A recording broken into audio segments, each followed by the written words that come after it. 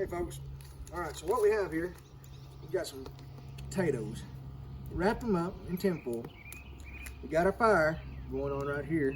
Now then, most important thing about this, we're gonna put them directly into the coals, let them start getting soft up, get them ready to eat. Now then, make sure you have an insulated glove because you're gonna be flipping these potatoes and you're gonna be flipping them over and flipping them around and everything else. So make damn sure, insulated glove, number one thing. So we're doing this on an open pit tonight, and we'll have some steaks here in a little bit.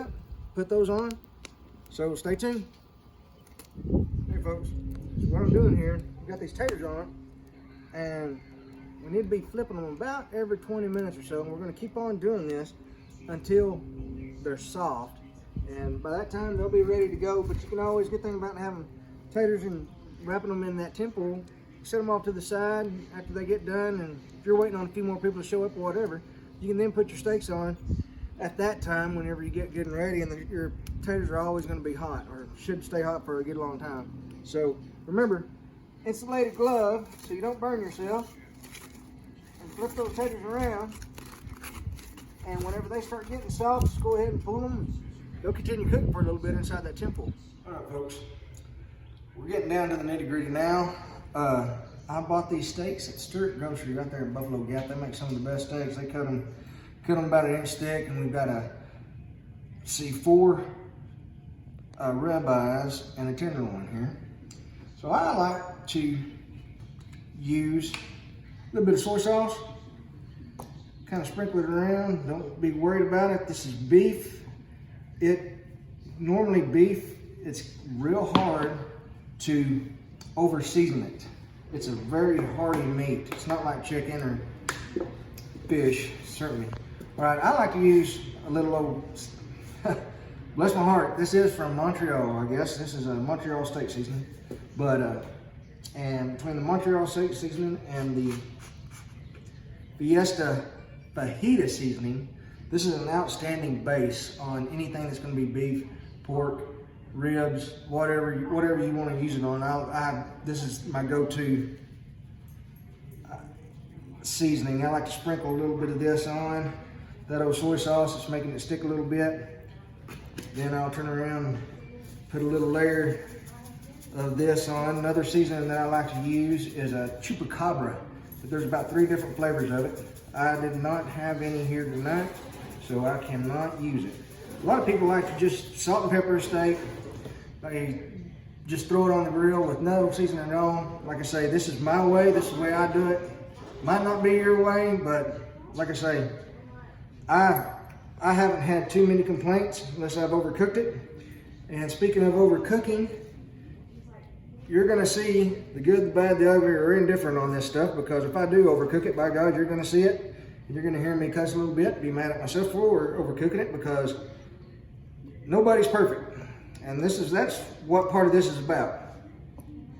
We're not gonna try to dub things. I'm not gonna do any do-overs. This is for the family that I'm cooking here for. I've got my wife, my mother-in-law, my daughter. We're fixing to have one of my wife's friends come over this evening, and she's gonna have a little taste of the cooking too. So anyhow, once again, we're gonna use this as kind of our base seasoning, just kind of go over it with a light little low layer. We put that soy sauce on there, and once again we'll get a little bit heavier with this. This is very coarse, but it'll make a stick horse kick, I guarantee you. Hopefully this stuff's going to be as tender as a horse heart whenever we pull it off this afternoon. So anyhow, once again, I'm using a base of fajita seasoning and Montreal steak seasoning. All right, folks, you're not mistaken. There is another steak on the grill. It's because my cute little old mother-in-law enjoys a well-done steak. So we've gotten started on this a little bit ahead of time. So we've got this heated up. Here, I hope you can hear it sizzling a little bit. What our intentions are, get a nice little sear on it, and that way we're sealing the juices into it. Now then, what we're looking for, I've got, we'll let it sit there for a little bit, give it a little flip, we'll sear the other side of it, and then we're going to check it, and we can check by touch on this and see how tender it is. You can tell if it's getting well done, medium, or rare just by simply pressing in the middle of your steak and seeing how far it goes down. Now these are some beautiful cuts right here. Like I said, they're from Stewart. What I'm using for wood is a native mesquite wood from right here in the big country. So this old mesquite wood, a little bit different. You can see how red it is right here, and it's a hardwood, and it will burn a lot hotter at times. I typically use this for any type of beef, brisket, steaks. It's something that's beef is a little bit more hardy than your chicken, fish, and pork. So fish, pork, I try to use like a pecan. It is still a hardwood, however, it doesn't leave such a harsh flavor on it.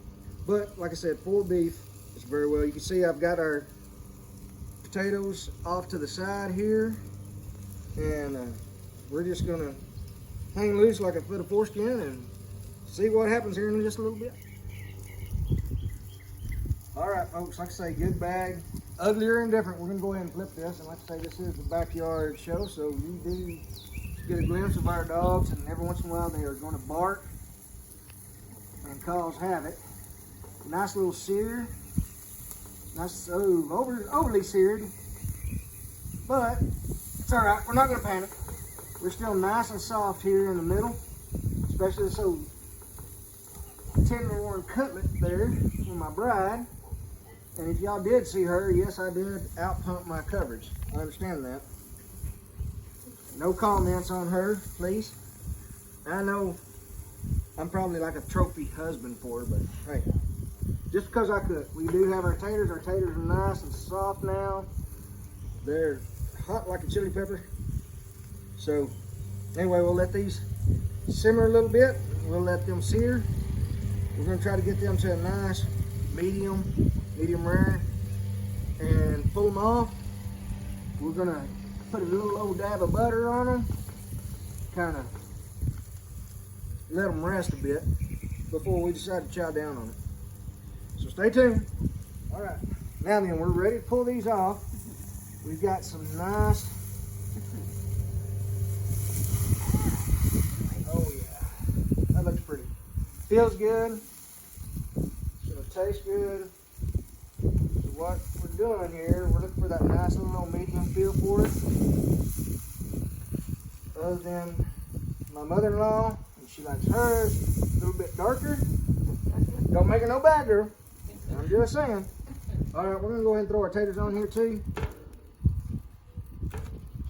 and then be ready. It's not over yet, folks. Stay tuned. We're gonna put the finishing touches on this here shortly. We'll put our potatoes off to the side here. Say they're wrapped in this tin foil, they'll be all right. What I've got is some butter. I'm gonna take this butter, 1, 2, 3, 4, and 5. All right. So we're gonna let these old steaks rest a little bit. That's a good sign. A little bit of stuff coming up. We're gonna put that butter on them. Cover it up, because if you're in West Texas, you know damn good and well that flies are gonna get in your house. So we'll cover it up, do away with the butter, and get ready. I'm putting these salt shakers on here. It's not for anything else but to keep our cover off the steaks, because I don't want that to happen. What do you want? So yeah, we'll get some paper towels will be fine. We just, like I said, we're just gonna keep those flies off our steaks. We're gonna let this butter settle on in there, and we're gonna rest these steaks for about 10 or 20 minutes and be ready to get a little something to eat. So stay tuned, folks. Well, folks, like I said, the good, the bad, the ugly, the dumbass that I am. So, what happened while we were apart? We're letting these old steaks rest, and one of the poodles decided it smelled too damn good to just leave alone. So you can see where Piper, our party poodle, drug the steak off, and it is right here. It was in the floor, fixing to go in her mouth. And like I say, good, bad, the ugly. However, we're fixing to cut into a little old something and see how we did. Let me get a clean fork right quick. Like I say, folks, this is reality right here. This is what happens whenever you're doing this. So let's cut into this and see how we did. All right, that's just like my old bride likes it. She likes it a nice little old medium. We got some pink going on there. These others, we let them rest just a little tad too long, I'm afraid. And we're gonna be leaning more towards, well, that's a nice little old medium right there too. So, hey, we did good. We're gonna get these taters ready. We'll throw on a little bit of butter, a little bit of sour cream, some cheese, some chives, and we'll be ready to eat.